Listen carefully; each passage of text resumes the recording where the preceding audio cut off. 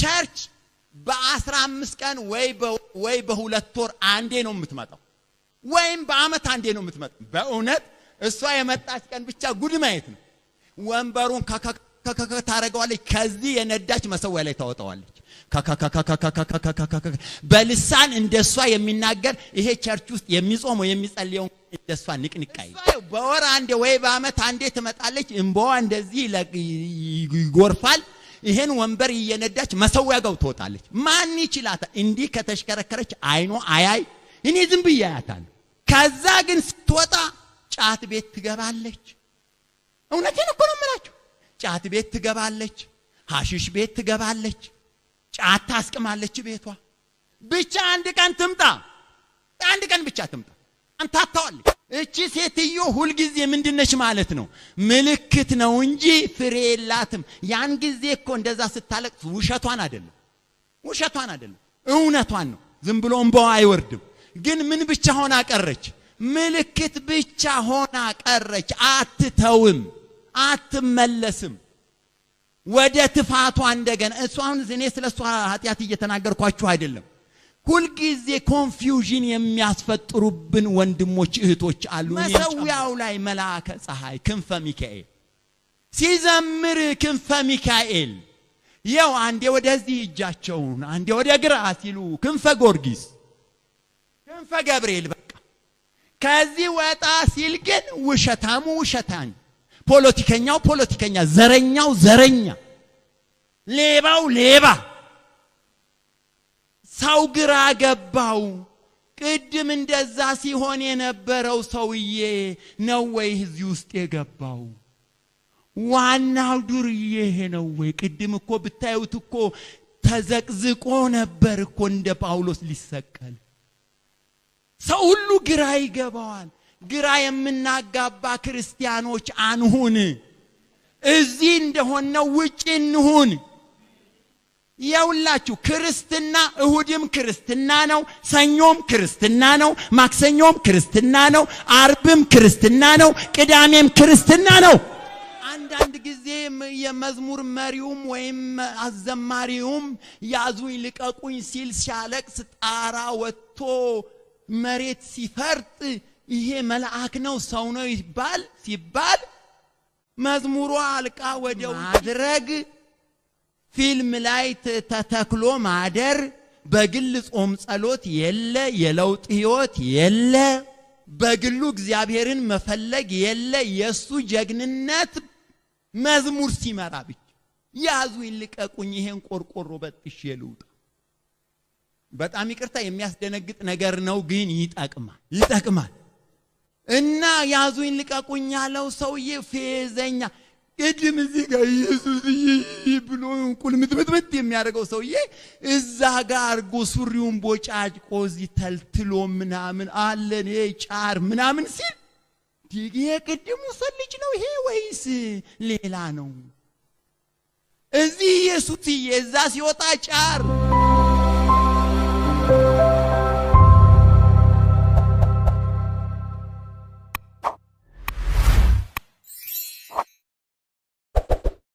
እስቲ ለጌታ ለኢየሱስ ክርስቶስ ክብር የበለጠና ጨብጭብ አመስግነን እንቀመጣለን ጌታ ኢየሱስ ክርስቶስ አንተ የተባረክና የተቀደስክ የተፈራህ አምላክ ነህ ጌታ ኢየሱስ በዚህ ሰዓት አንተ ተገኝ ሰውን መምከር የምትችል ሰውን መመለስ የምትችል ለሰው የምታዝን ለሰው የምትራራ ሕዝብህ አንተን ሊፈልግ መጥቷልና ጌታ ክርስቶስ አንተን አግኝቶ እንዲመለስ ካንተ ጋር ተነጋግሮ እንዲመለስ ጌታ ኢየሱስ አንተ ለልብ ተናገር ተመስገን ኢየሱስ ተመስገን ኢየሱስ ተመስገን ኢየሱስ ተመስገን ኢየሱስ ስምህ ይባረክ ኢየሱስ አረፍ እንላለን ጌታ ኢየሱስ የሚናገረንን ሰምተን እየሰማን እሱ እንደሚለን እየሆነን እንደምንም ብለን ነፍሳችንን ለማዳን ነው እንግዲህ የምንጣጣረው እግዚአብሔር ይመስገን የዚህ ቤት ዋና የጨዋታው ጎል ነፍስን ማዳን ነው እንደምንም እየወደቅንም እየተነሳንም እየተማርንም ንስሐ እየገባንም እንደምንም ብለን ኢየሱስ ያዘጋጀልንን ቦታና መንግስት ለማውረስ ነው። እግዚአብሔር ይመስገን። ከማቴዎስ ላይ አንድ ጥቅስ እናነባለን። ማቴዎስ ምዕራፍ 3 ቁጥር 7 ላይ ዳሩ ግን ከፈሪሳውያንና ከሰዶቃውያን ብዙ ሰዎች ወደ ጥምቀቱ የጊዜ መጥምቁ ዮሐንስ ማለት ነው እንዲህ አላቸው፣ እናንተ የፉኝት ልጆች ከሚመጣው ቁጣ እንድትሸሹ ማን አመለከታችሁ? እንግዲህ ለንስሐ የሚገባ ፍሬ አድርጉ። በልባችሁ አብርሃም አባት አለን እንደምትሉ አይምሰላችሁ። ምን ይላል? እናንተ የፉኝት ልጆች ከሚመጣው ቁጣ እንድትሸሹ ማን አመለከታችሁ? እንግዲህ ለንስሐ የሚገባ ፍሬ አድርጉ። እናመስግን። ተባረክ ጌታ ኢየሱስ፣ ስምህ ይባረክ። አንተ አስተምረን ጌታ ኢየሱስ። የምናገርበት ርዕስ አጭር ርዕስ ነው። የንስሐ ፍሬ የሚል ነው። ምን አልኩኝ? የንስሐ ፍሬ። ምን ማለት ነው? መጥምቁ ዮሐንስ እንግዲህ ለንስሐ የሚገባ ፍሬ አድርጉ አለ። ንስሐ የሚባለው ምን አለው ማለት ነው? ፍሬ አለው ማለት ነው። በቃ ንስሐ የሚባለው ምን አለው? ፍሬ አለው ማለት ነው። እንደ ትምህርት ነው ለመናገር የምሞክረው። ተመስገን። መጥምቁ ዮሐንስ ሲናገር እንግዲህ ለንስሐ የሚገባ ፍሬ አድርጉ አለ። ምን ማለቱ ነው? ወይም ምን ማለት ነው? ንስሐ ፍሬ አለው ማለት ነው። አንዳንድ ተጨማሪ ጥቅሶችን ለማንበብ ልሞክር። ምሳሌ ምዕራፍ 28 ላይ ቁጥር 13 ነገሮችን እየተናገርኩኝ በሚሄድበት ጊዜ እየበራልን ሊሄድ ይችላል። ምዕራፍ 28 ቁጥር 13 ላይ እንደዚህ የሚል ቃል አለ። ኃጢአቱን የሚሰውር አይለማም፣ የሚናዘዝባትና የሚተዋት ግን ምሕረትን ያገኛል። ምንድነው ያለው? ኃጢአቱን በመጀመሪያ የሚሰውር ወይም የሚደብቅ ሰው አይለማም፣ የሚናዘዝባትና የሚተዋት ግን ምን ይላል? ምሕረትን ያገኛል። ምንና ምን? የሚናዘዝባትና ቀጥሎ ምንድነው? የሚተዋት። መናዘዝ የንስሐ ምልክት ይባላል። መተው ደግሞ የንስሐ ፍሬ ይባላል። ምን አልኩኝ? መናዘዝ ምልክቱ ነው፣ መተው ደግሞ ፍሬው ነው። ሰው የሚድነው በምልክቱ ሳይሆን በፍሬው ነው። ሰው የሚድነው ምልክት በማሳየቱ ብቻ ሳይሆን ምን ሲያደርግ ነው? ከምልክቱ አልፎ ወደ መተው ደረጃ ሲደርስ ወይም ፍሬ ወደ ማፍራት ደረጃ ሲደርስ ያ ሰውዬ ጸደቀ ወይም ዳነ ይባላል። የሚናዘዛባትና ቀጥሎ ምን የሚያደርጋት? የሚተዋት። አንዳንድ ጊዜ በቤተ ክርስቲያን ግራ የሚያጋቡ ሕይወቶች የኔም ሕይወት ጨምሮ አሉ። ግራ የሚያጋቡ እንዴት ሊሆን ይችላል የሚያሰኙ። አንዳንድ ሰው ወደ ቤተ ክርስቲያን ሲመጣ ወይ ስለ ንስሐ ሲሰበክ እንባው እንደ ጎርፍ ይወርዳል፣ ወንበር ስር ይገባል፣ ወንበር እስኪሰባበር ድረስ አፈር ድቤ ይበላል፣ ትቢያ በራሱ ላይ ይነሰንሳል። በቃ ይሄ ሰው ተመለሰ።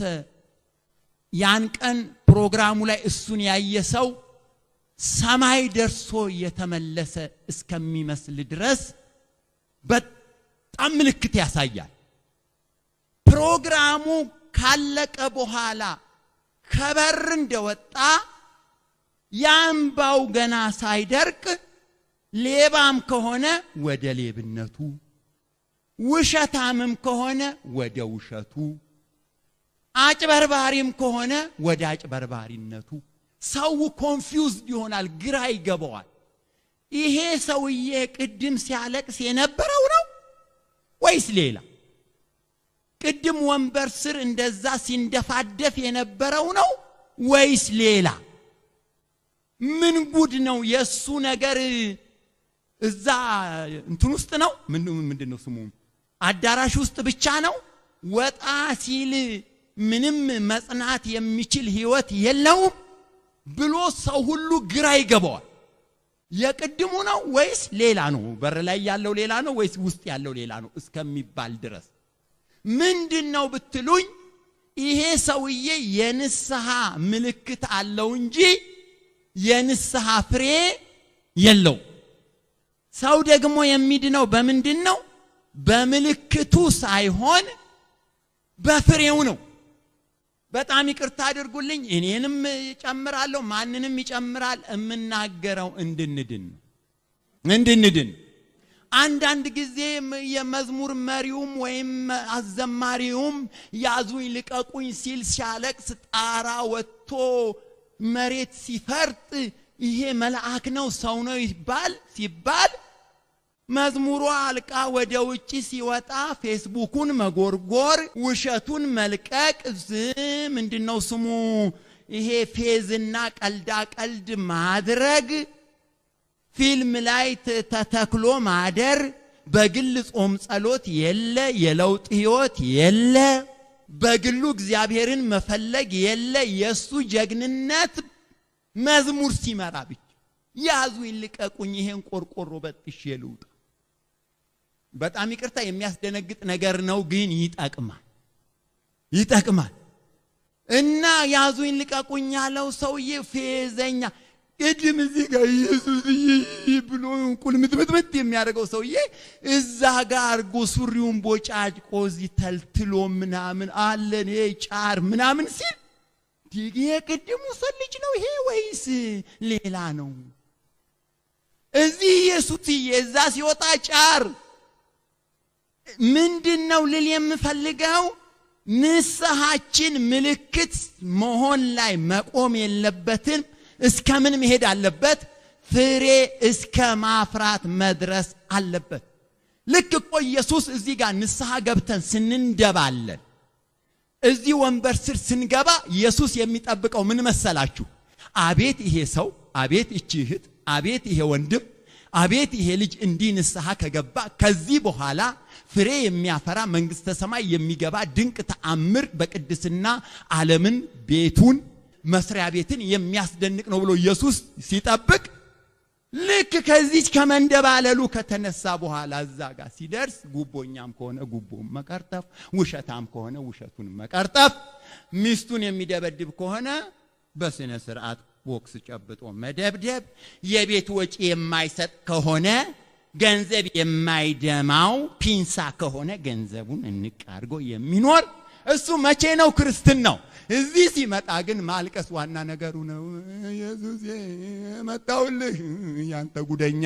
እስከ መቼ ነው ጉደኛ የምትሆነው? ቆይ እስከ መቼ ነው ጉድ? ይሄ ምንድነው ይባላል? ይሄ ማልቀሱ ምንድነው? ምልክት ነው። ፍሬ ግን ምንድነው? ኃጢአትን ተናዞ ሁለተኛ እዚያ ኃጢአት ላይ አለመድረስ፣ መተው፣ ተፍቶ መጣል፣ ተፍቶ ማራቅ፣ እሱ ምን ይባላል? ፍሬ ይባላል። ያውላችሁ በበሽታ አደገኛ በሽታ ምንድነው ብትሉኝ መድኃኒት የተለማመደ ምን ይላሉ እነዚህ የቲቪ በሽታ ሲሰጡ እዚህ መተው ሰድሉታል። አንተን አምነን እቤት አንሰጥህም። ለምን? ልክ ሲሻልህ ምኑን ታቆማለህ? መድኃኒቱን ስለምታቆም እዚህ የመጣህ ጧት ውሰድ።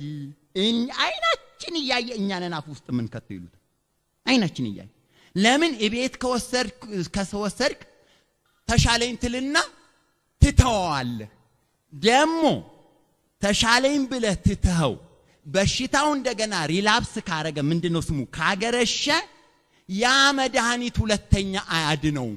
ምክንያቱም በሽታው መድኃኒቱ የበሽታ ጠላት መሆኑ ቀርቶ የበሽታ ጓደኛ ሆኗል፣ ተለማምዷል። ይሄ ምንድነው? መድኃኒት የለመደ በሽታ ይባላል። ፈውስ የለውም፣ ከባድ ነው። ንስሐን የለመደ ኃጢአት አደገኛ ነው። ንስሐን የለመደ ኃጢአት አደገኛ ነው። በቃ ዛሬም ይሰበካል፣ ይንደባለላል፣ ቀጥሎም ደግሞ እየሳቀ ኃጢአት ይሰራል፣ አሁንም ይንደባለላል፣ እየሳቀ ኃጢአት ይሰራል። የእግዚአብሔር ቃል የኃጢአቱን ማስወገጃ ወይም ማሸነፊያ መሆኑ ይቀርና የእግዚአብሔር ቃል የሱ ኃጢአት መዝናኛ ይሆናል። በጣም ግልጽ አድርጌ ልንገራችሁ። እኛ ሰባኪዎች አሁን ራሴን ስታዩ እዚህ ጋር ወንድም ሰለሞን ይሄንን አይነካም ብለው ሲሰብክ ምናምን አቤት አይምሰላችሁ። እኔም የምፈተንበትና ያልጣልኩት ኃጢአት አለ። አሁን በጣም ልምድ አለ፣ የንስሐ ልምድ። ንስሐ ግቡ የሚል ስብከት ሲሰበክ ሁሉም በቃ እንደዚህ ድፍት ብሎ እንደም ወንበር ላይ ሆኖ መጸለይ ኃጢአት ነው። አፈር ላይ ነው በደንብ መንደባለል ጥሩ ነው። መንደባለሉ አፈር ላይ መንደባለል ጥሩ ነው። አፈር መነስነስም ጥሩ ነው። ግን ዋናው ነገር እሱ ምንድነው ብያችኋለሁኝ? ምልክት ነው። ፍሬው ምንድነው ካላችሁኝ ያንን ኃጢአት መተው፣ ከዛ ኃጢአት መለየት።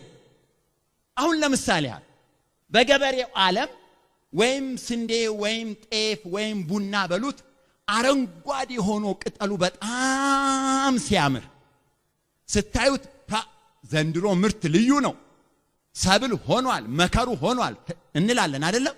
እንላለን አንልም? ምኑን አይተን? ኦሺ እውነት ቅጠሉ ነው እየታጨደ ጎተራ የሚገባው? ታዲያ እንዴት ነው በሱ የተደሰት ነው? ቅጠሉ ይሄን ያህል ካማረ ፍሬ ያገኛል፣ ፍሬ ውስጡ ይኖራል ብለን አምነን አይደለም? ነው ቅጠሉ ነው ወደ እንትን የሚገባው? እግዚአብሔር እኮ ንስሐ ስንገባና ስናለቅ ስንንደባለል ምን ይጠብቃል መሰላችሁ? እንዲህ ከተንደባለለችና እንዲህ በፊቴ ከወደቀች ነገ ትተዋለች፣ ፍሬ ታፈራለች ብሎ ነው የሚጠብቀን። ግን ሁል ጊዜ ቅጠል ምልክት ብቻ ከሆንን እግዚአብሔር የንስሐውን እድል ከኛ ላይ ይወስዳል። ሃሌሉያ። ዛሬ በጣም ቆራጥ ሁኑና እውነት እኔንም እግዚአብሔር ቢረዳኝ እናንተንም እግዚአብሔር ቢረዳ አንድ ነገር እንመካከር። ቆራጥ እንሁንና እውነት ልባችንን እግዚአብሔር ወደ እርሱ ቢያቀና ንስሐ ገብተን እዚች ጋር ለመንደማለል ሳይሆን ዛሬ መወሰን ያለብን ጌታ ኢየሱስ አልቆረጥ ያለኝ ሁሌ አለቅሳለሁ፣ ደግሜ ግን እዛው እመለሳለሁ፣ እሱን ቁረጥልኝ የምንል ሰዎች ካለን ዛሬ እግዚአብሔር በመቀሱ እንዲቆርጥልን አስደርገን አጸልየንም ይሁን እንደው ብንጠቀምበት ነው የምላችሁ። ብንጠቀምበት እስራኤሎች ከግብጽ ምድር ሲወጡ ኤርትራ ባህር ጋር ደረሱ። ኤርትራ ባህር ጋር ሲደርሱ ከኋላ ፈርዖን ተከትሏቸው ነበር፣ ከፊት ለፊት ደግሞ የኤርትራ ባህር ነበር። ወደ ሙሴ ጮሁ። ሙሴ ወደ እግዚአብሔር ጮኸ። ምን አለው እግዚአብሔር? እንዲጓዙ ለእስራኤል ልጆች ንገራቸዋል። ወዴት ሲሉት ወደ ባህሩ። አረ በግብጽ ምድር እያለን ብንሞት አይሻልምን? ከነዓንን ምድር ወተትና ማር የምታፈሰው ምድር አገባቸዋለሁ ብለሽ ባህር ውስጥ ልትከተን ነው ወደዚህ ያመጣህን ሲሉት ሙሴን አይዟችሁ፣ ዛሬ የምታዩዋቸውን ግብጻውያንን ለዘላለም አታዩዋቸው። ልክ ዛሬ እዚህ ጋር የመጣንን ሰዎች ሁላችን እኔን ጨምሮ ማንም ሳይለይ የኤርትራ ባህር ጋር እንደቆምን ተደርጎ ዛሬ እግዚአብሔር የሚከተለንን ነገር በኤርትራ ባህር ግብጻውያንን እንደቀበረ ቀብሮልን ከዚህ ከወጣን በኋላ አልቅሰን ነገም ሆነ ከወጣን በኋላ የምንይዘው ሳይሆን ለዘላለም ተቆራርጠን የምንቀርበትን ቀን ቢያደርግልን ዛሬ እጅግ በጣም ደስ ይለኛል። ይውላችሁ እኔ በራሴ ሳስበው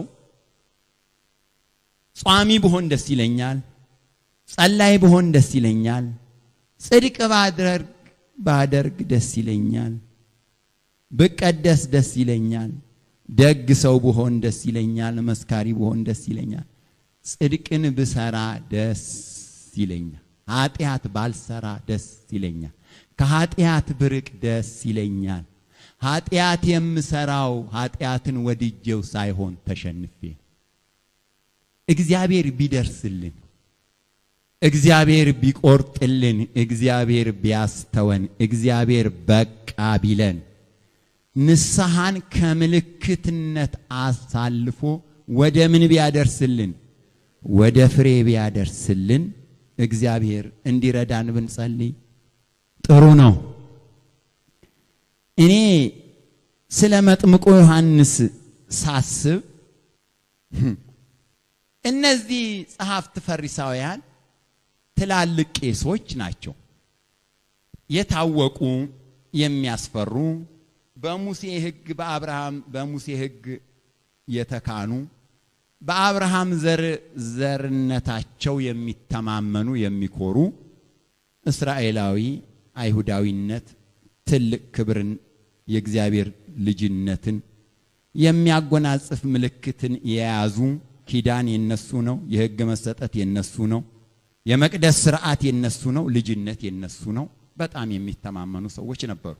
ከነዛ ከሚተማመኑት ውስጥ መጥምቁ ዮሐንስ ሲሰብክ ንስሐ እየገቡ እየተንቀጠቀጡ እያለቀሱ በደፈረሰ በዮርዳኖስ ውሃ ሲጠመቁ መጥምቁ ዮሐንስ ምንም አይደሰት። ምንም። እኔ ይገርመኛል እነዛን የሚያክሉ ጢማሞች የተከበሩ ሰዎች መተው እሱ እግር ስር ወድቀው ምን እናድርግ እያሉ ዮርዳኖስ ወንዝ ራቁታቸውን ሲጠመቁ ጭራሽ እሱ ቆሞ እናንተ የፉኝት ልጆች ማና መለከታችሁ ይላል። እነሱ ንስሐ ሲገቡ እኔ በሆን እልል እያልኩ እንከባለል ነበር። እሱ ግን ፍንክች አይል። የፉኝት ልጅ መጣ ተጠመቃ። አይገርማችሁም እንዴ? ማለት አንደርስታንድ ብታደርጉት እኮ ይገርም ነበር። ቆይ ምን አደረጉ? ቆይ ዮርዳኖስ ከመጠመቅ ሌላ ምን በደልን እያሉ ከመንከባለል ሌላ ምን እንዲያደርጉለት ፈልጎ ነው መጥምቁ ዮሐንስ ደህና ልብስ አለበሰ፣ የግመል ቆዳ ሸርጦ አንበጣ በልቶ ይሄን ያህል ጥጋብ ምንድነው? ይራሹን መጣችሁ እንዴ እንኳን አይላችሁ። የፉኝ ልጅ ሌባው መጣ፣ አንተ ሞሽላቃ በልተ ተጠመቃ ይላል። እንዴ ቆም በስነ ስርዓት ይሄው የፉኝት ልጅ እኔ አይደል ነው መመል ይላቸዋል። ጭራሽ በመጠመቃቸው እቺን ያህል ወይ ተመስገን አይል። ለምን መሰላችሁ? ምልክቱን ነው ያሳዩት። እሱ ደግሞ በምልክት አያምንም። ምን አላቸው መሰላችሁ? ተጠመቅ አንተ የፉኝት ልጅ፣ ነገ ደግሞ የአብርሃም ዘር ነኝ ብለህ ጉራ እንዳትነሳ። እኔ የምፈልገው ምልክትህን ሳይሆን ምንህን ነው? ፍሬህን ነው። አያችሁ የሚያስመካ ነገር ምንድነው ብትሉኝ የሰውየው መንደባለልና ማልቀስ አይደለም። ነገ ተነጎዲያ ካለቀሰ በኋላ የሚሰራው ስራ ነው ዋናው ጉዳይ። እኔ አንዳንድ ማቃቸው ሰዎች አሉ። እኔ አንድ እህት የሆነ ቦታ አቃታለሁ። ቸርች በ15 ቀን ወይ በሁለት ወር አንዴ ነው የምትመጣው፣ ወይም በአመት አንዴ ነው የምትመጣው። በእውነት እሷ የመጣች ቀን ብቻ ጉድ ማየት ነው። ወንበሩን ታረጋዋለች፣ ከዚህ የነዳች መሰዊያ ላይ ታወጣዋለች። በልሳን እንደሷ የሚናገር ይሄ ቸርች ውስጥ የሚጾመው የሚጸልየው እንደሷ ንቅንቅ አይል። እሷ በወር አንዴ ወይ በአመት አንዴ ትመጣለች። እንባዋ እንደዚህ ይጎርፋል። ይሄን ወንበር እየነዳች መሰዊያ ጋር ትወጣለች። ማን ይችላታል? እንዲህ ከተሽከረከረች አይኗ አያይ። እኔ ዝም ብዬ አያታለሁ። ከዛ ግን ስትወጣ ጫት ቤት ትገባለች። እውነቴን እኮ ነው የምላችሁ። ጫት ቤት ትገባለች፣ ሐሺሽ ቤት ትገባለች፣ ጫት ታስቅማለች ቤቷ። ብቻ አንድ ቀን ትምጣ፣ አንድ ቀን ብቻ ትምጣ፣ አንታታዋለች። እቺ ሴትዮ ሁልጊዜ ምንድነች ማለት ነው? ምልክት ነው እንጂ ፍሬ የላትም። ያን ጊዜ እኮ እንደዛ ስታለቅስ ውሸቷን አይደለም፣ እውነቷን ነው። ዝም ብሎ እንባዋ አይወርድም። ግን ምን ብቻ ሆና ቀረች? ምልክት ብቻ ሆና ቀረች። አትተውም፣ አትመለስም ወደ ትፋቷ እንደገና። እሷን እኔ ስለሷ ኃጢአት እየተናገርኳችሁ አይደለም። ሁሉ ጊዜ ኮንፊውዥን የሚያስፈጥሩብን ወንድሞች እህቶች አሉ እኔን ጨምሮ መሰዊያው ላይ መልአከ ፀሐይ ክንፈ ሚካኤል ሲዘምር ክንፈ ሚካኤል ያው አንዴ ወደዚህ እጃቸውን አንዴ ወደ ግራ ሲሉ ክንፈ ጊዮርጊስ ክንፈ ገብርኤል በቃ ከዚህ ወጣ ሲል ግን ውሸታሙ ውሸታኝ ፖለቲከኛው ፖለቲከኛ ዘረኛው ዘረኛ ሌባው ሌባ ሰው ግራ ገባው ቅድም እንደዛ ሲሆን የነበረው ሰውዬ ነው ወይ እዚህ ውስጥ የገባው ዋናው ዱርዬ ነው ወይ ቅድም እኮ ብታዩት እኮ ተዘቅዝቆ ነበር እኮ እንደ ጳውሎስ ሊሰቀል ሰው ሁሉ ግራ ይገባዋል ግራ የምናጋባ ክርስቲያኖች አንሁን እዚህ እንደሆነው ውጪ እንሁን ያውላችሁ ክርስትና እሁድም ክርስትና ነው ሰኞም ክርስትና ነው ማክሰኞም ክርስትና ነው አርብም ክርስትና ነው ቅዳሜም ክርስትና ነው ልክ ነኝ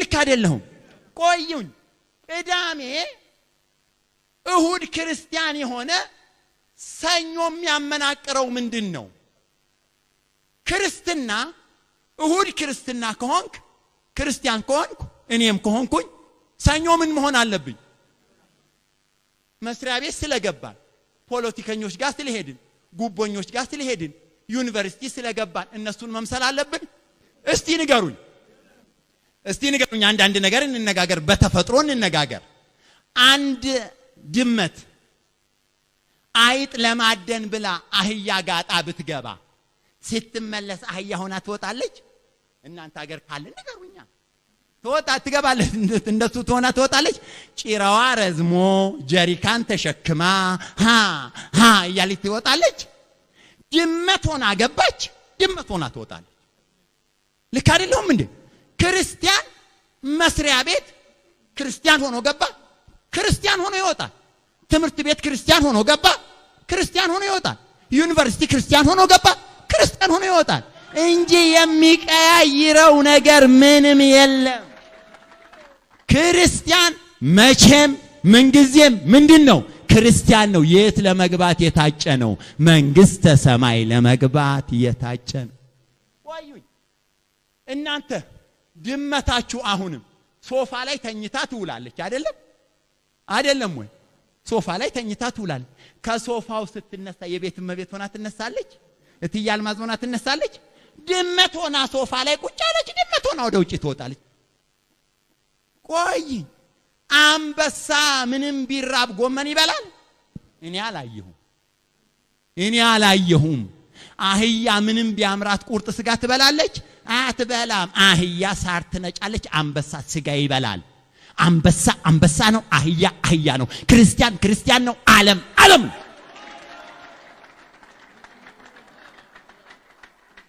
እኔ አሁን ራሴን ጥሩ ያደረኩ አይደለም በራሴም ላይ መዝመት አለብኝ ያልኩ ነው ፍሬና ፍራ ምልክት መንግስተ ሰማይ አያስገባም ለምሳሌ ምልክት የምታሳየው ወይም የማሳየው መቼ መሰላችሁ እሁድ ላይ ነው ወይም የዋራ ኮንፈረንስ ወይም የአዲስ አበባ ኮንፈረንስ ላይ ነው ያን ቀን ንስሐ ገባለሁ ከቸርች እስከወጣ ድረስ ንስሐ ገባለሁ እንደባለላለሁ ኢየሱስ ክርስቶስ እኮ አዲስ አበባ ኮንፈረንስ ላይ አይደለም የሚመጣው እሁድ ዕለት ብቻ አይደለም የሚመጣው ካስፈለገ ማክሰኞም ሊመጣ ይችላል እኔ ሌባ ያለው ባለሁበት ጊዜ እንደውም ስላመጣጡ ሲናገር እኔም በትክክል እንዲህ ነው ብዬ ለመናገር አልፈልግም እንጂ እንደ ሌባ ሆኜ ምን አረጋለሁ አለ እንደ ሌባ ማለት ምን ማለት ነው ሌባ እንዴት ነው የሚመጣው ሰው ከተኛ በኋላ ውሾቹ ከተኙ በኋላ ዘበኛው ከተኛ በኋላ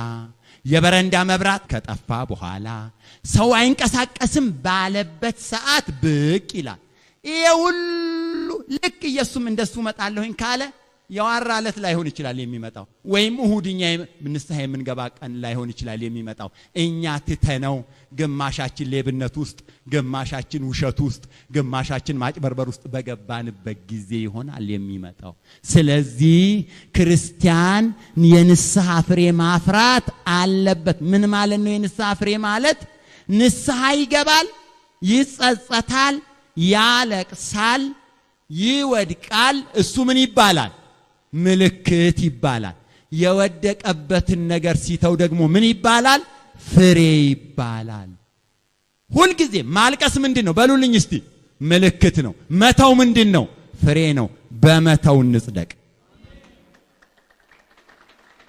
ምን አልኩኝ? በመተው እንጽደቅ። ያውላችሁ እውነት ክርስትና ከሆነ ጉዟችን፣ እውነት መዳንን ከሆነ እዚህ ቤት የጠራን፣ ለመንግስተ ሰማይ ከሆነ እውነት ወደዚህ ያቀና ነው። እነዚህ ትምህርቶች በጣም ይጠቅሙናል፣ እኔንም እናንተን። ይልቅ የሚያዋጣን ዛሬ ምንድነው? አሁንም ቢሆን እኔ መናገር የምፈልገው አሁንም ቢሆን ንስሐ ገብተን እንድንንደባለል አይደለም። እሱ ምንድነው? ምልክት ነው። የዛሬ ልመና እኔ የምለምነው መተው አቅቶኛል፣ በዚህ ጉዳይ ላይ ፍሬ ማፍራት አቅቶኛል፣ እኔን ገሃነም ይዞ ሊገባ እላዬ ላይ የተቋጠረብኝ ነገር አለ፣ አልቻልኩም፣ ከአቅሜ በላይ ነው የሚል ሰው ዛሬ እኔ ያለኝ የራሴ አጀንዳ፣ እኔ ያለኝ የተቋጠረብኝ አለቅ ብሎኛል፣ አሁን አለቅሳለሁ፣ ተመልሼ እሱን ይዛለሁ የምለው የራሴ ያለኝ። የኔና የናንተ አንድ አይደለም። ሌላው ሌላ ነገር ነው የተቋጠረበት፣ እኔ ሌላ ነገር ነው የተቋጠረብኝ። እንደሱ የሚል ሰው ካለ ዛሬ ፍሬል እንዳፈራ ከላይ ላይ ለዘላለም እኔና እሱ እንዳንገናኝ ከኔ ላይ ጣልልኝ የሚል ሰው ገብቷችኋል? ማልቀሷማ ምንድነች ብያችኋለሁኝ? ምልክት ነች። አሁን ትግላችን ለመተው ነው። ምን አልኩኝ? ለመተው። አንዳንድ ጥቅሶችን አነባለሁ። ተደጋጋሚ ነገር ነው ብነግራችሁም ዋናው ሐሳቤ ግን ይሄ ነው። ማቴዎስ ምዕራፍ 21 ላይ ጥቅሶችን አንዳንድ ለትምህርትም ይሆናሉ ጥቅሶችን እናንባቸው። ማቴዎስ 21 ከ18 እስከ 20 ላይ ያለውን ነገር ግን ምን ይመስላችኋል? አንድ ሰው 2 ልጆች ነበሩት። ወደ አንደኛው ቀርቦ ልጄ ሆይ ዛሬ ሂድና በወይን አትክልት ስራ አለው። እርሱም መልሶ አልወድም አለ። አልወድም፣ አልሰራም አለ። ኋላ ግን ተጸጸተና ሄደ። ወደ ሁለተኛው ቀርቦ እንዲህ አለው። እርሱም መልሶ እሺ ጌታዬ አለ። ነገር ግን አልሄደም። ከሁለቱ የአባቱን ፈቃድ ያደረገ ማን ነው አለ። ፊተኛው አሉት። ኢየሱስም እንዲህ አላቸው፣ እውነት እውነት እላችኋለሁ ቀራጮችና ጋለሞቶች ወደ እግዚአብሔር መንግሥት በመግባት ይቀድሟቸዋል። በኢየሱስ እቺ ነገር በጣም ነው። ምን አለ መሰላችሁ? አንድ ሰው ስንት ልጆች ነበሩት አለ? 2 ልጆች ነበሩት አለ።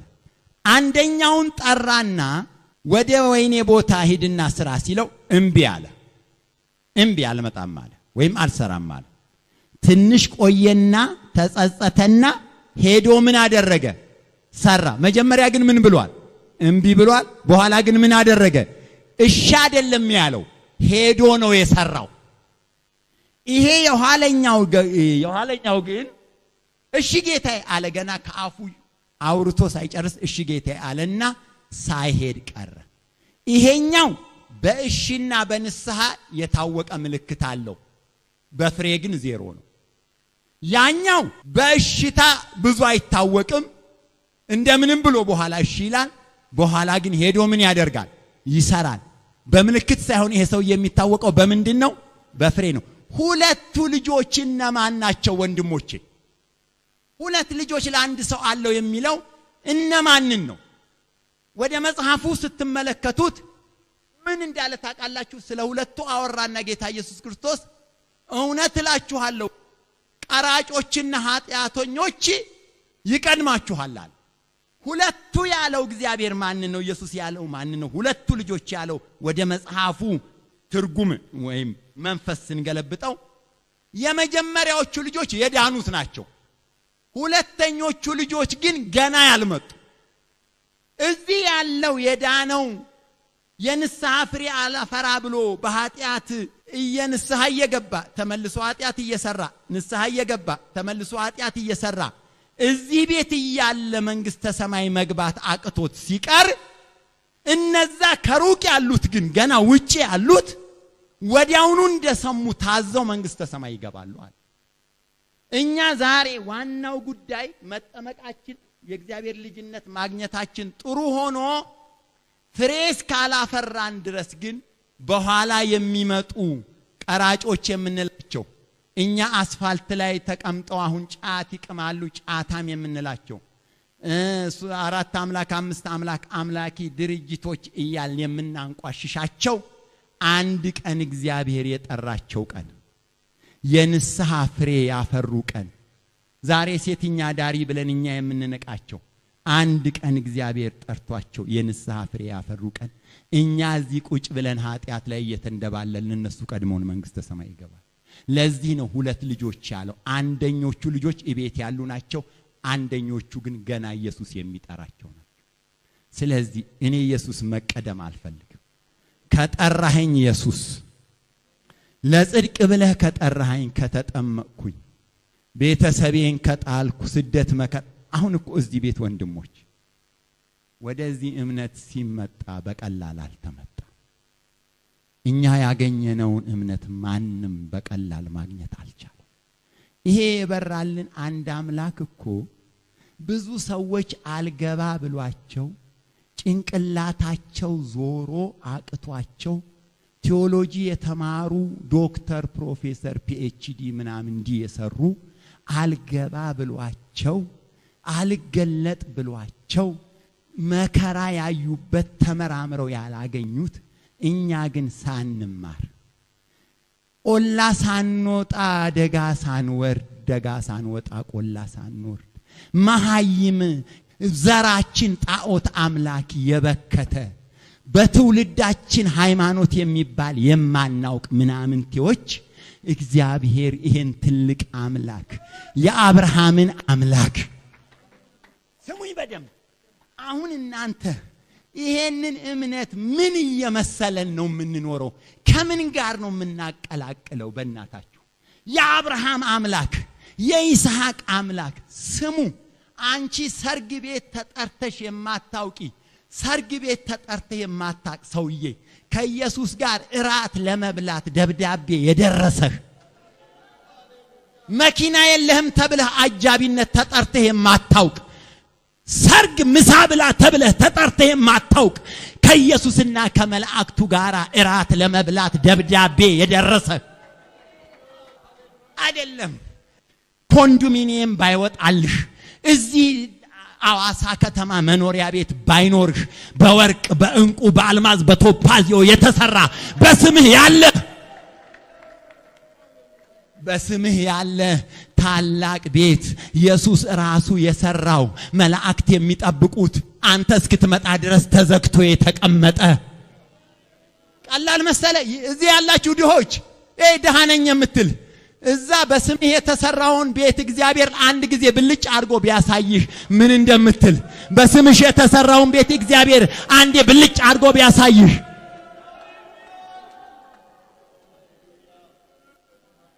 ምን ልል ነው የፈለኩት መሰላችሁ? ይሄ እምነት ቀላል እምነት አይደለም። ወደ እምነት በምንመጣበት ጊዜ በመጀመሪያዎቹ ጊዜያቶች ወላጅ ጣለን አለን፣ እድር ያባረረን አለን፣ እናትና አባት ከቤት ያስወጣን አለን፣ ከዘመዶቻችን የተቆራረጥን አለን፣ ከአገር የተጠላን አለን። በስንት እስራትና ሰንሰለት በአጋንንት ቀንበር ተጭኖብን የነበርን ነበር። እሱን እግዚአብሔር ሰበረ፣ ቆራረጠ፣ ቀንበሩን ከላያችን ላይ ጣለ። እዚህ ደረጃ እግዚአብሔር አደረሰን። እዚህ ደረጃ እግዚአብሔር ምን አደረገን? አደረሰን።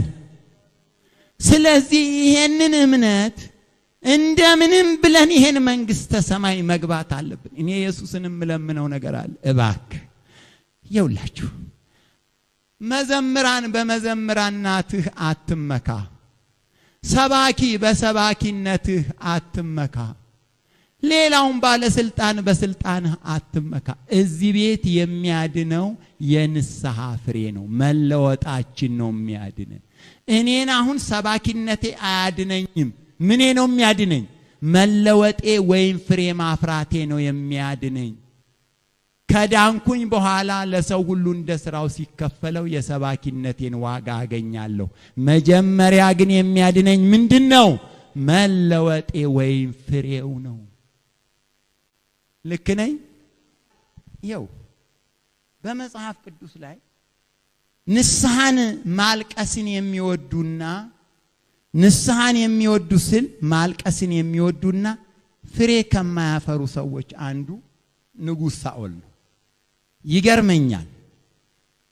ዳዊትን ያሳድዳል ሊገድል ሲያሳድድ አንድ ጊዜ አንድ ሁለት ያገኝቶታል። አንድ ጊዜ ወገቡን ሲፈትሽ ዋሻ ውስጥ አገኘው። ሰዎች ግደለው ብለውት ነበር። እግዚአብሔር በቀባው ላይ እጄን አላነሳም አለና ተወው። ከዛ በኋላ ምን አለው? አግኝቼህ ነበር እኮ ሳኦል፣ ልገድልህ ይችል ነበር፣ ግን እግዚአብሔር በቀባው ላይ እጄን አላነሳም ብዬ ተውኩ ሲል እያለቀሰ ልጄ ዳዊት ነህ፣ አንተ ነገ ንጉሥ ትሆናለህ፣ ዘሬን እንዳትረሳ ማረኝ ልጄ ይላል።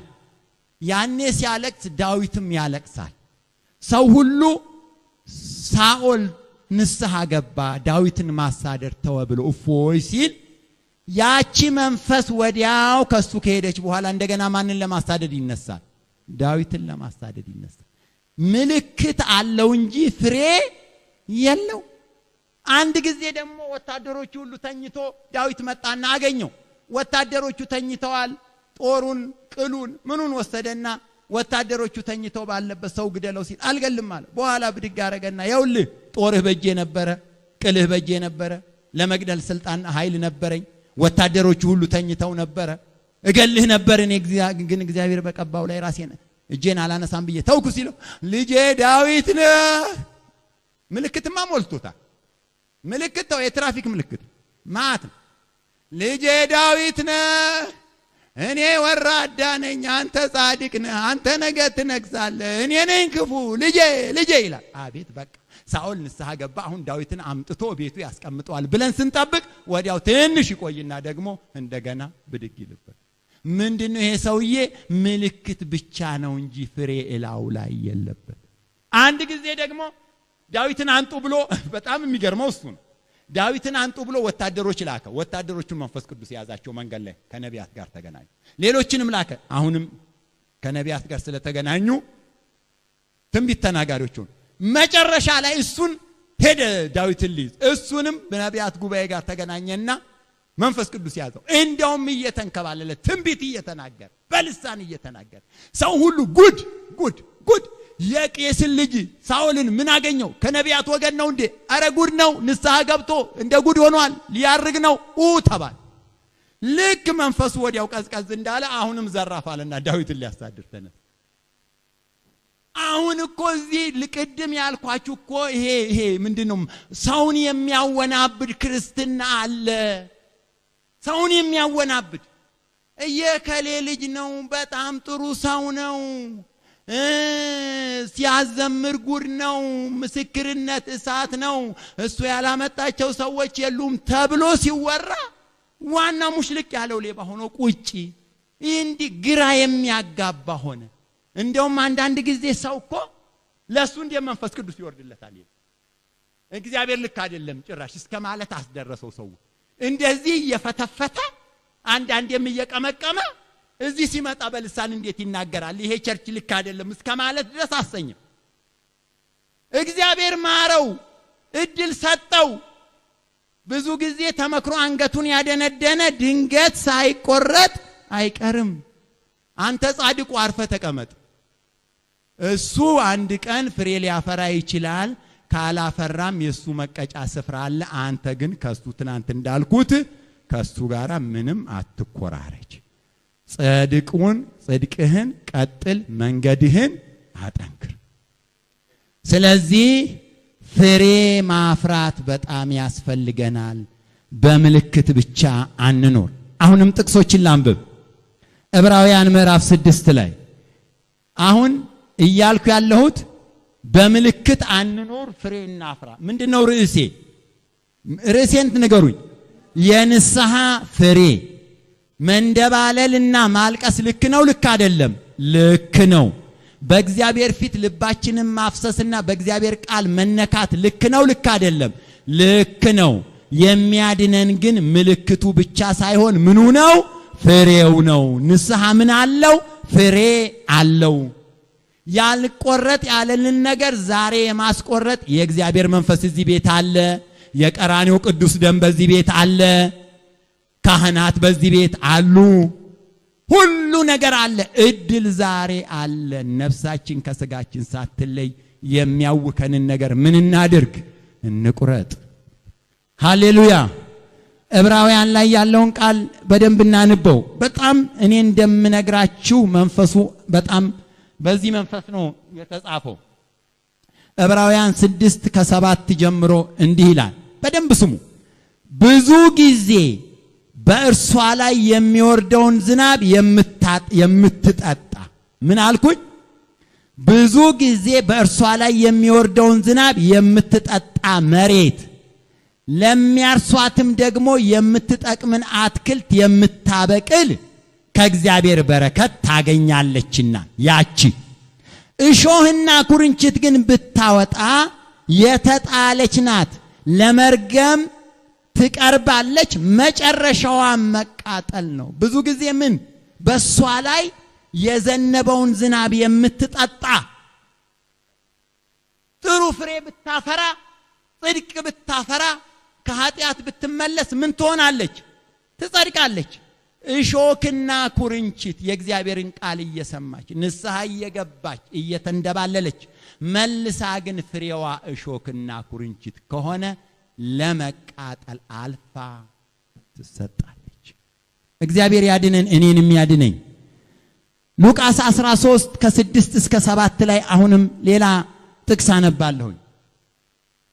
በጣም ከእግዚአብሔር ጋር በንስሐ አንለማመድ። ንስሐ መልመድ ወይም ንስሐን መዝናኛ ማረክ ሳይሆን ንስሐ ገብተን ኃጢአትን ትተን ፍሬ ማፍራት ነው የሚሻለን። ሉቃስ 13:6-7 ያለውን ላንብብ። በደንብ ስሟት። ይችንም ይህን ምሳሌ አለ። ለአንድ ሰው በወይኑ አትክልት የተተከለች በለስ ነበረችው። ፍሬ ሊፈልግባት መጥቶ ምንም አላገኘባትም። ምን ሊፈልግባት? ምን ነበረችው? የተተከለች በለስ ነበረችው። ፍሬ ሊፈልግባት መጥቶ ምንም አላገኘባትም። የወይኑን አትክልት ሰራተኛውን እነሆ በዚች በለስ ፍሬ ልፈልግ 3 ዓመት እየመጣሁ ምንም አላገኘሁም፣ ቁረጣት፣ ስለምን ደግሞ መሬቱን ታጎሰቁላለች አለ። እርሱ ግን መልሶ ጌታ ሆይ ዙሪያዋን እስክኮተኩትላትና ፋንድያ እስካፈስላት ድረስ በዚህ ዓመት ደግሞ ተዋት፣ ወደፊት ብታፈራ ደህና ነው፣ ያለዚያ ግን ትቆርጣታለህ። ባለቤቱ ለምን ተናደደ? ለምን ልቁረጣት አለ? ቅጠል ብቻ ሆነች። ስትዘምር ጎበዝ ነች፣ ሕይወቷ አልለወጥ አለ። ስትናገር ጎበዝ ነች፣ ሕይወቷ አልለወጥ አለ። ሁሌ ከሷ የማየው ቅጠል እንጂ ፍሬ አይደለም፣ ስለዚህ ልቁረጣት አለ። እረኛዋ ግን እባክህ አምላኬ እውነት ዛሬ እንደው እግዚአብሔር ለእናንተም ለኔም እባካችሁ ከዚህ በኋላ ፍሬ ያፈራል አልቆርጠውም ብሎ እግዚአብሔር ዛሬ ፍሬ የሚያፈራ መንፈስን በእኛ ላይ አልቆረጥ ያለንን ነገር ዛሬ ቢቆርጥልን፣ ማዳበሪያና ፋንድያ የሚለውን መንፈስ ቅዱስንና የቃሉን መገለጥ በውስጣችን ቢያስቀምጥ፣ በቃህ ቢለን ኢሳይያስ ምዕራፍ 5:1-5 ላይ ያለውንም ላንብብ። ጥቅሶቹ ይጠቅሟችኋል። ንግግሬ ግን ያው ደግሜ የምናገረው ነው፣ አዲስ ነገር አይደለም። ንስሐ ፍሬ ያለው ነው። እኔ አሁን ከዚህ ስብከት በኋላ በጣም በኢየሱስ ፊት መውደቅና ማልቀስ እፈልጋለሁ። ምዕራፍ 5:1 ላይ ኢሳይያስ ላይ በደንብ ስሙት። አሁንም ሰው ለወዳጄና ስለ ወይን ቦታዬ ለወዳጄ ቅኔ እቀኛለሁ። ለወዳጄ በፍሬያማው ኮረብታ ላይ የወይን ቦታ ነበረው። በዙሪያው ቆፈረ፣ ድንጋዮችንም ለቅሞ አወጣ፣ ምርጥ የሆነውንም ማዕረግ ተከለበት። በመካከሉም ግንብ ሰራ፣ ደግሞም የመጥመቂያ ጉድጓድ ማሰበት። ወይንንም ያፈራ ዘንድ ተማመነ። ዳሩ ግን ሆምጣጣ ፍሬ አፈራ። አሁንም እናንተ በኢየሩሳሌም የምትኖሩ የይሁዳ ሰዎችም ሆይ በእኔና በወይኑ ቦታዬ መካከል እስኪ ፍረዱ። ለወይን ቦታዬ ያላደረግኩት ከዚህ ሌላ አደርግለት ዘንድ የሚገባኝ ምንድን ነው? ወይኑ ያፈራል ብዬ ስተማመን ስለምን ሆምጣጣ ፍሬ አፈራ? አሁንም በወይኔ ላይ የማደርገውን እነግራችኋለሁ። አጥሩን እነቅላለሁ። በኢየሱስ ስም አጥሩን እነቅላለሁ። እንደ ድሮ አጋንንት ይጫወትበታል፣ ሲጋራ ያጨሳል። እንደ ድሮ ወደ መጠጡ ወደ አረቄው ይመለሳል፣ እንደገና ወደ ሐሺሹ ይመለሳል። አጥሩን እነቅላለሁ፣ ለአጋንንት አሳልፌ እሰጣለሁ። ኃጢአት ይጫወትበታል። እዩት ይሄንን አለ ብዬ ስተማመን ስለምን ሆምጣጣ ፍሬ አፈራ? አሁንም በወይኔ ላይ የማደርገውን እነግራችኋለሁ። አጥሩን ምን አረጋለሁ? እነቅላለሁ። ለመሰማሪያም ይሆናል። ቅጥሩን አፈርሳለሁ፣ ለመራገጫም ይሆናል። አጋንንት እንደ ድሮ ይፈነጭበታል። ድሮ የጣለውን ጣዖት ያመልካል፣ እንደገና ወደ ታች ይወርዳል። አጥሩን ስነቅል ሰይጣን ሲመጣ የሚከላከልለት ያጣል። ያለኔ ይሆናል። ራቁቱን ለሰይጣን አሳልፌ እሰጠዋለሁ። ለምን? ፍሬ አላፈራ አለ። በምን ምክንያት? ፍሬ ባለማፍራቱ ምክንያት። ተመስገን። ኢሳይያስ ምዕራፍ 30 ቁጥር 15 ላይ ይጠቅማችኋል። ጥቅሱን ያዙ። ምዕራፍ 30 ቁጥር 15 ላይ ጌታ እግዚአብሔር እንዲህ ይላል፣ በመመለስና በማረፍ ትድናላችሁ፣ በጸጥታና በመታመን ኃይል ይሆንላችኋል። እናንተ ግን እምቢ አላችሁ። በምን ምክንያት ነው መዳን የሚሆንላችሁ? በመመለስና በማረፍ ትድናላችሁ፣ በጸጥታና በመታመን ኃይል ይሆንላችኋል። መመለስ ማለት ምን ማለት ነው? ፍሬ ማፍራት ወይም መተው ማለት ነው። እስቲ አስተወኝ በሉ። ማይ ግድ የለም የሚያስተዋችሁ ነገር ከሌለ አስተወኝ አትበሉ። ግን የኔ ብጤ እንዲያስተዋችሁ የምትፈልጉት በውስጣችሁ ያለ አልቆረጥ ያለ ወደ ገሃነም እየነዳን ያለ ነገር ካለ ምናልባት ብዙዎቻችሁ ላትሆኑ ትችላላችሁ። እዚህ ቤት ውስጥ ግን አንድ የተቸገረ ሰው ሊኖር ይችላል። ሁላችሁ ጻድቃን ልትሆኑ ትችላላችሁ። ይቺ መልእክት ግን አንድ የተቸገረ ሰው ሊኖር ይችላል እዚህ ቤት። አልቆረጥ ያለው ኢየሱስ እንድረስልኝ እያለ የተቸገረ አንድ ሰው ሊኖር ይችላል። እግዚአብሔር ለአንድ ሰውም ቢሆን ይገደዋል። ሌላ ሰው ከሌለ እኔ ያለሁለት ለኢየሱስ። አልቆረጥ ያለኝ ነገር ያለ የተቸገርኩ ቁረጥልኝ የምለው ያለኝ እኔ ያለሁለት። እናንተ ሁላችሁ ጻድቅ ከሆናችሁ እግዚአብሔር ይባርካችሁ። ሁሉ ነገር ከተቆረጠላችሁ በጣም ጥሩ ነው። እኔ ግን የምለው ነገር አለ። እንደውም ከቻላችሁ እጃችሁን ዘርግታችሁ ጸልዩልኝ። እንዲቆረጥልኝ የምፈልገው ነገር አለ። እናንተ ጻድቅ ከሆናችሁ ምንም ከሌለባችሁ ጥሩ ነው። እግዚአብሔር ይሄን ሰላማችሁን ይጠብቅ። ካለ ግን ምናልባት አንድ ሰው እንኳን ካለ አምላኬ ሆይ ገሃነም ልገባ ነው በስምህ ተጠርቼ፣ አምላኬ ሆይ ገሃነም መግባቴ ነው በስምህ ተጠምቄ አንተን ለብሼ መንፈስህን ጠጥቼ መተው ያቃተኝ ነገር ገሎ ገሃነም ሊከተኝ ነው፣ ኢየሱሴ አንተ ስትመጣ እኔ መቅረቴ ነው የሚል አንድ ሰው ካለ፣ አስቸግሮኛል ይሄ ነገር ላይ ተጣብቋል እኔ መቆረጥ አቅቶታል የሚል አንድ ነፍስ እዚህ ቤት ካለ፣ አንድ ንስሐ በሚገባ ሰው በእግዚአብሔር ፊት ታላቅ ደስታ ይሆናል ተብሏል። ወንድሞች፣ ልበ ደንዳናነትና አለመመለስ ማንንም አይጠቅም። በኢየሱስ አያችሁ፣ እግዚአብሔር ሰውን ሲወድ፣ እችን ስሙኝ፣ እግዚአብሔር ሰውን ሲወድ ልበ ገር ነው የሚያረገው። ምን አልኩኝ? ልበ ገር፣ ምልስ፣ አልቃሻ፣ ተሰባሪ፣ ትሁት፣ ደግ ነው የሚያረገው። እግዚአብሔር ሰውን ሲጠላ እልከኛ ነው የሚያረገው። ምን አለ መጽሐፍ ቅዱስ? እናንተ ሙሴና አሮን ለፈርዖን ሂዱና ያገለግለኝ ዘንድ ሕዝቤን ልቀቅ ብላችሁ ንገሩት። እምቢ ሲላችሁ ድንቅና ተአምራት በፊቱ ስሩ፣ እኔ ግን ልቡን አደንድኜዋለሁና አይሰማችሁም። ምን አርጋለሁና ልቡን ምን አርጋለሁና አደንድኛለሁና ስሙኝ በደንብ አይሰማችሁም አለ። ያደነደነ ማን ነው? ልቡን እግዚአብሔር ነው። ቅማል ያመጣና እላው ላይ ይረጭበታል ሙሴ። ቅማሉ እንዲሄድለት ይጸልያል። ቅማሉ ከሄደ በኋላ ልቡ እንደገና 7 እጥፍ ይደነድናል፣ አይመለስም። ዝንብ ይመጣና ምግቡን ያቦካዋል። ዝንቡ ከሄደ በኋላ ልቡ ይደነድናል። ቸነፈር ይመጣል። ቸነፈሩ ከሄደ በኋላ ልቡ ይደነድናል። ጨለማ ይመጣል። ጨለማው ከሄደ በኋላ ልቡ ይደነድናል። ቸነፈር ይመጣል። ቸነፈሩ ከሄደ በኋላ ልቡ ይደነድናል። በሻህኝ ይቆስላል። ቁስሉ ከሄደ በኋላ ልቡ ይደነድናል። ክፉ መቅሰፍት ማለት ወንድሞች ልብ የደነደነለት ልብህ ደንድኖ አፍጥጠህ ሰው ማየት የጀመርክ ቀን፣ እግዚአብሔር ያላሸነፈህ ቀን፣ በእግዚአብሔር ፊት ሬዚስት ካደረክ ራስህን በእግዚአብሔር ቃል ላይ ከተቋቋምክ ያን ቀን አንተ ሞታል። ያን ቀን ነው መቀበሪያህ። ያን ቀን ነው መቀበሪያዬ። እግዚአብሔር ሲናገር እንባው የማይፈስ ልቡ የማይሸነፍ ልቡ የደነደነ የፈርዖን ጓደኛ አንድ ቀን በባህሩ ጥልቅ እንደሚገባ ነው የሚሆነው። ዛሬ እግዚአብሔርን አረ ልቤና ደንድንልኝ፣ ልቤ ድንጋይ ሆነ፣ አረ የፈርዖን ነገር ልቤ ላይ ተጣበቀ፣ አረ መንፈስ ቅዱስ ራቀኝ፣ ህሊናዬ መከሰስ አቆመ፣ ኃጢአት አይከሰኝም፣ የተቃጠለ አእምሮ ተሰጠኝ፣ አረ አምላኬ የሚል ሰው በዚህ ጉባኤ ዛሬ ካለ መዳን ለዚህ አጥቢያ ይሆንለታል። ንስሐ ማለት ዛሬ ውሳኔ ነው ብያችኋለሁ።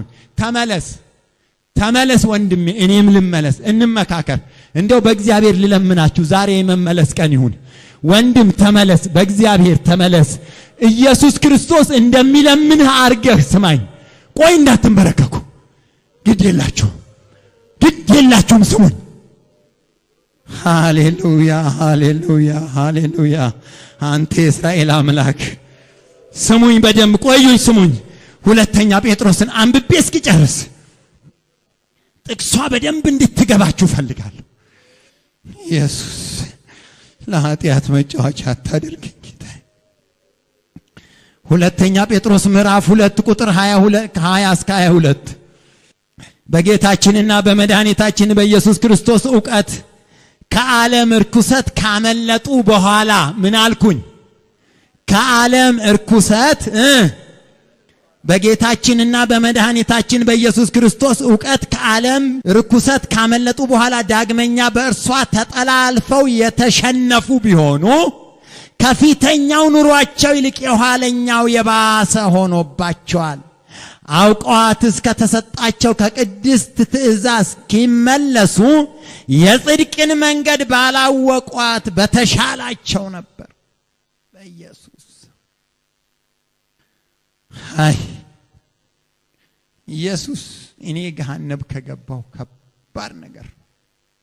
እዚህ ቤት ያለ ሰው መንግስተ ሰማይ ካልገባ እንደሱ የከሰረ ሰው የለም። እጸድቃለሁ ብለህ መተህ እጸድቃለሁ ብለህ ተጠምቀህ እንዳንተ ገሃነም ከገባ እንዳንተ የከሰረ ሰው የለም።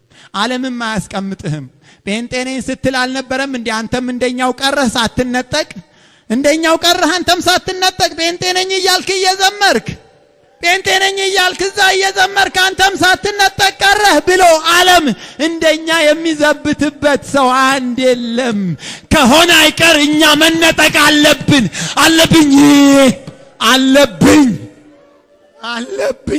መዳን አለብኝ። ፊልጵስዩስ ምዕራፍ 1 ከ9 እስከ 11 ያለችውን ቃል አነባለሁኝ። በክርስቶስ ኢየሱስ ፍቅር ሁላችሁን እንዴት እንድናፍቃችሁ እግዚአብሔር ምስክሬ ነውና ለእግዚአብሔር ክብርና ምስጋና ከኢየሱስ ክርስቶስ የሚገኝ የጽድቅ ፍሬ ሞልቶባችሁ ለክርስቶስ ቀን ተዘጋጅታችሁ ቅኖችና ለነውር እንድትሆኑ የሚሻለውን ነገር ፈትናችሁ ተወስዱ ዘንድ ፍቅራችሁ በእውቀትና በማስተዋል ሁሉ ከፊት ይልቅ እያደገ እንዲበዛ ይህን ጸልያለሁ። ለክርስቶስ ቀን ያለ ነቀፋ እንድትሆኑ የጽድቅ ፍሬ እንዲሞላባችሁ እባካችሁ ዛሬ ቁረጥልኝ በሉ።